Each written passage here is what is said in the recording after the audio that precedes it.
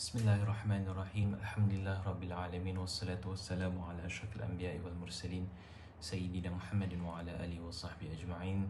Rabbi shrah li sadri wa yassir li amri wahlul 'uqdatam min lisani yafqahu qawli. Rabbi zidni ilman warzuqni fahman. Amin. Assalamualaikum warahmatullahi wabarakatuh. How are you guys doing? My name is Ustazah Aniq, and I will be sharing with you some tips on the topic of time management. Alright, so when we talk about time, we have to understand that time is a limited thing.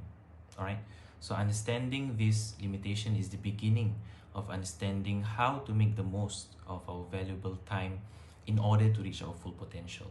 Allah says in the Quran, "A'udhu billahi minash shaitanir rajim, Bismillahir Rahmanir Rahim, wal 'asr, innal insana lafi khusr, إلا الذين آمنوا وعملوا الصالحات وتواصوا بالحق وتواصوا بالصبر." By time, indeed, mankind is in loss, except for those who have believed and done righteous deeds, and advised each other to truth and advised each other to patience.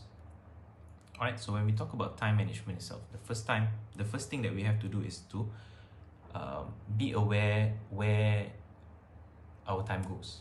Right, so the first step is to measure how we're actually spending our time. Now, a simple exercise that we can do is to track what we do every 20 minutes to an hour of what we do in a day for at least one whole week. So then you'd have a more, I would say, a complete structure of how you would be spending your time in a week. So this actually paints a very clear and realistic picture of how well we're actually using our time, and to better improve it if you have the chance.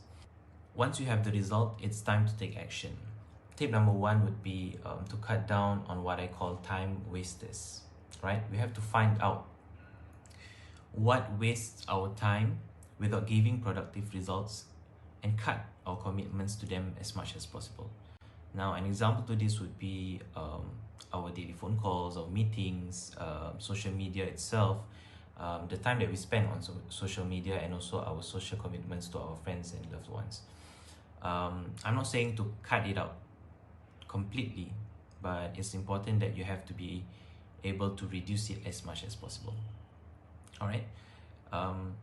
After you've done that, tip number two would be to have a clear routine of for the time you are most likely to waste. So Imam Ghazali says, your time should not be without structure, such that you occupy yourself with whatever comes along. Rather, you must take account of yourself and order your worship during the day and the night, assigning to each period of time an activity that must not be neglected or replaced by another activity. By the ordering of this time, the blessing will show in itself. So it's important to have a routine of what you would probably can commit to in doing every day. It can be as simple as maybe drinking a glass of water, or going out for a jog, or maybe something. For example, you set aside 30 minutes in every morning to read a book, a few pages of it.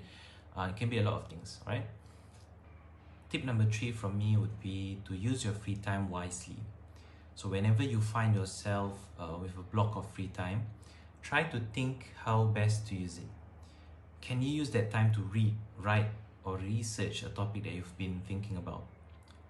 It can be something as simple as relaxation. Now, even relaxation can be a productive use of time if it's thought through well. As long as we remember that the important thing about free time is to be conscious about how we use it. May Allah give barakah in the time that we use and the time that we have. May He make us productive in the things that we do. Inshallah, that is all from me. I hope you benefited from whatever I've shared. And with that, Wallahu ta'ala alam. Assalamu alaikum wa rahmatullahi wa barakatuh.